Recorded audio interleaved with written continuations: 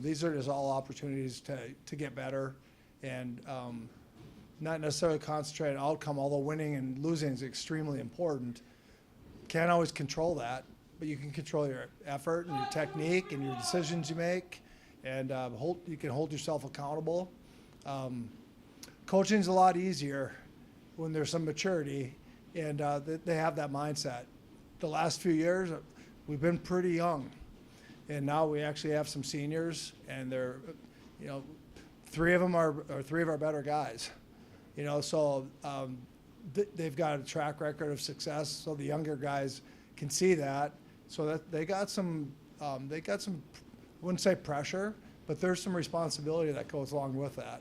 I think our team goals is to obviously be national champs. I think the level's somewhere it hasn't been. I mean, when we're in the room, no one really cares about the accolades. If anything, it probably puts a target on our back. So guys in the room are always pushing me to be better and, pushing everyone to be at the best level, whether you're starter or backup or wherever you are in the lineup. So I think that's what really makes this team important is we're always just pushing each other, and it doesn't really matter where you're at. Yeah, the NSAC has named Drake as a player to watch this year. You have some familiar faces that fans will be very familiar with, but who are a couple of new guys on the team that maybe you're looking to make a splash this year? Well, we have 7 returning place winners from the toughest region in the country. 5 of them were in the top 4. And, as of today, but we have some dogfights coming up. They don't have for sure spots, but it's nice to have that experience. 141, the Diesel, Caden Dietzenbach, him and Hush. Hush was like a call away or a situation away from being on the podium last year. He lost in the blood round. So he's good, and he wants the Diesel to bring it every day because he knows that's how he's going to get better. And it's kind of nice to have someone threatening for a spot. We wish we had that everywhere.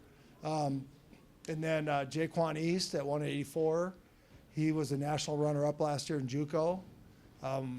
He was brought in to bring competition at 184. And then Josh Gay, I call him Big Game. He's a transfer from Upper Iowa. He was a heavyweight. And we're really excited about him. But right now, we're concentrating on getting everybody ready to go. You had the chance to go to that national level and find some success there. What was that whole experience like for you traveling and going to that, and then in the end accomplishing some big things? It was super cool. Definitely something I was looking forward to, especially being my first time there.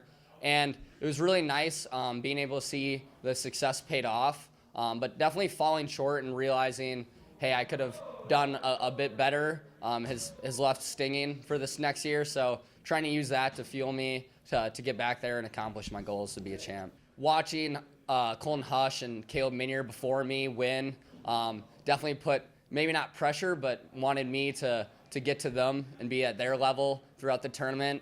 And I mean, I've been friends with Caleb Meunier since probably 3rd grade, so having that success with him throughout the whole tournament and just being able to practice and warm up and compete with him is definitely one of the best moments of my career. Yeah, it was definitely a great experience getting there and then also performing well enough to place. It was a great experience wrestling there with Drake and Hush. But this year, obviously the goal is to get more people there and climb higher on the podium. I think that we got a good group of guys. Everyone's trying to push it hard in the room and try to make everyone else better, just pushing all for the same goal.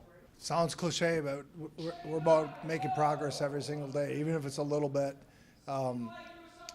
Plus we've worked pretty hard in September getting the team chemistry together while we're training and focusing on being a good teammate and being committed to yourself and your goals, but also to the bigger picture. October has been kind of disruption and repetition. We're trying to break guys' thinking that we want them to grow and stop having a fixed mindset.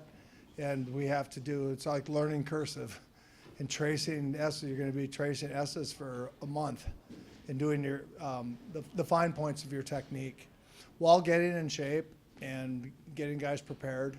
I'd say everybody has to come into the room every day and just give it everything they have.